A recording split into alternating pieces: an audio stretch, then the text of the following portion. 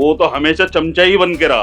मुसलमान, मैं आपको क्या बताऊं, मुसलमान तो कभी लड़ ही नहीं पाया ना। ये बटे हुए हैं, चमचे हैं, चमचे बने हुए हैं। सीलमपुर सीट इस बार बेहद दिलचस्प है। दिलचस्पी इस बात को लेकर के कि है प्रत्याशी यानी पूर्व में 2020 में जो अब्दुल रहमान इस बार कांग्रेस से लड़ रहे हैं, वो आम आदमी पार्टी में थे। और आम आदमी पार्टी में पिछली बार जो यहाँ से कांग्रेस की ओर से चौधरी मतीन लड़ रहे थे, उनके बेटे आम आदमी पार्टी से अब लड़ेंगे, जो पहले कांग्रेस में हुआ करते थे। इसको लेकर के दिलचस्प मुकाबला है।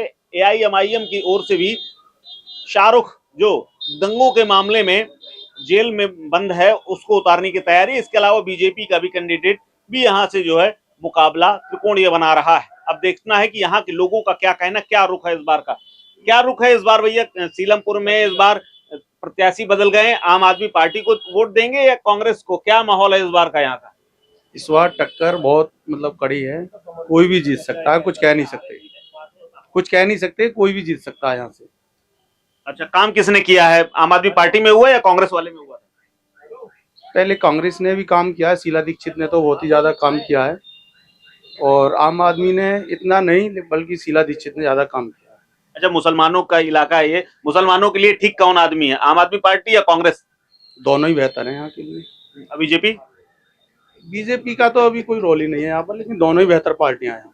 अच्छा, आप बताओ इस बार क्या माहौल है, क्योंकि एआईएमआईएम वाले भी हैं मुसलमान, उनके भी बहुत बड़े फॉलोअर हैं, कांग्रेस है ही, इसके अलावा इस बार आम आदमी पार्टी है, क्या माहौल है इस बार? इस बार तो 50-50 का ही यहाँ पे माहौल है, आम आदमी पार्टी में और कांग्रेस में। लेकिन जैसे कि आज श्री राहुल गांधी का यहाँ पे रैली है, तो उसमें चांसेस ज्यादा हो जाएंगे कांग्रेस के, क्योंकि उन लोगों से कनेक्ट करते हैं बहुत अच्छी तरह, इस तरह से, तो ये मुझे लगता है। अच्छा, ये ओवैसी वाले जो आ रहे हैं, ओवैसी वालों, क्योंकि वो दंगे में भी बंद है लड़का शाहरुख, उसको उतारने की बात चल रही है, ओवैसी का कैसा माहौल है यहाँ? ओवैसी साहब का जो माहौल है, वो लीडर अच्छे हैं, बात करते हैं, मुसलमानों की बात रखते हैं, लेकिन यहाँ पे इतना कुछ खास हो नहीं पाएगा जैसा मुझे लगता है। क्या वोट काटेंगे क्या? क्योंकि लोग कहते हैं कि वो हर बार मुसलमानों को वोट काटते हैं, उससे फायदा हो जाता है बीजेपी को। वोट काटना नहीं काटना वो एक अलग बात है, वो राजनीति की है। फैन फॉलोइंग तो है उनकी, फैन फॉलोइंग है, लेकिन वोट जो डलेगा वो कांग्रेस के ज्यादा चांसेस लग रहे हैं राहुल गांधी के आने से यहाँ पे, क्योंकि वो कनेक्ट करते हैं उनसे, पब्लिक उनसे कनेक्ट करती है बहुत। अच्छा, बातें आपके हिसाब से क्या लग रहा है जी? ये कह रहे हैं कि कांग्रेस के इस बात चांसेस हैं, आम आदमी पार्टी की सरकार रही 10 साल से ज्यादा हो रहे हैं, क्या माहौल है इस बार का, क्या है उनका?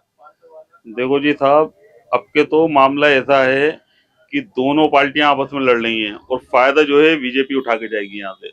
अब्दुल रहमान जो है विधायक रहे हैं यहाँ पे, हालांकि उन्होंने काम कुछ नहीं करवाया है। अब मुसलमान ऐसे लोग हैं, मैं भी मुसलमान हूँ अल्हम्दुलिल्लाह, मगर क्या है कि एक हवा चलती है, समझ रहे हो नहीं? वही तो हवा पूछ रहे, किसकी है हवा? तो भाई साहब ये दोनों आपस में लड़ेंगे, जुबेर चौधरी जुबेर भी और ये जो है रहमान भी।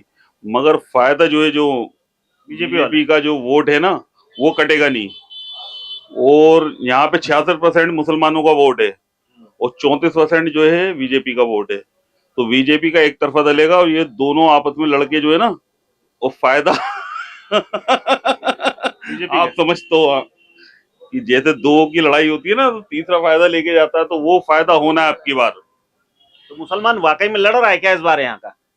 भाई साहब देखो, मुसलमान, मैं आपको क्या बताऊं, मुसलमान तो कभी लड़ ही नहीं पाया अपने हक के लिए, क्योंकि एजुकेशन है ही नहीं उस पे। वो तो हमेशा चमचा ही बन के रहा, समझ रहे हो नहीं? कभी रहमान का चमचा बन के रहा, कभी मतीन साहब का चमचा बन के रहा, वो चमचा ही बन के रहा, वो चमचा ही बना रहेगा। एजुकेशन है नहीं, एजुकेशन होती, दुनिया देखते तो पता चलता, तो वो चमचा ही रहा और चमचा ही रहेगा। ऐसी कौन सी सुलेमानी तलवार है इन सब के पास कि मुसलमान गुलाम बन जाता है? भाई साहब, बोल वचन है ना मेन।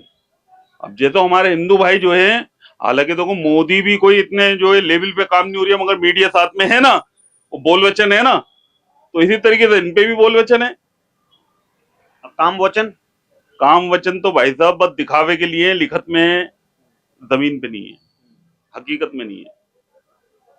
मुसलमान इतनी बड़ी कौम है, उसको आप चमचा करें कि यहाँ की? साहब मैं बता रही हूँ ना, ये बटे हुए हैं, चमचे हैं, चमचे बने हुए हैं।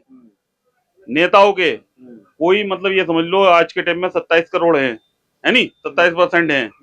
तो 27% में से अगर जो है 23-24% जो है अगर तुम्हें पता ना बढ़ जाते हैं 3-4 करोड़ हक बोलने वाले हैं तो उनपे फिर आफत आ जाती है।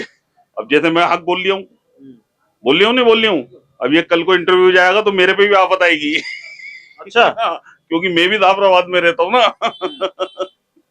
तो ये है माहौल मुसलमानों को लेकर के बीच में यहाँ सीलमपुर में इस बार मुकाबला बेहद दिलचस्प है, इसलिए भी है क्योंकि दोनों नेता जो इस बार टक्कर में हैं, जो माना जा रहा है बीजेपी को अगर छोड़ दें आम आदमी पार्टी और कांग्रेस के, तो दोनों सिर्फ पाला बदल करके फिर से आपस में ही लड़ रहे हैं और इसीलिए मुसलमानों का वोट भी बढ़ता नजर आ रहा है।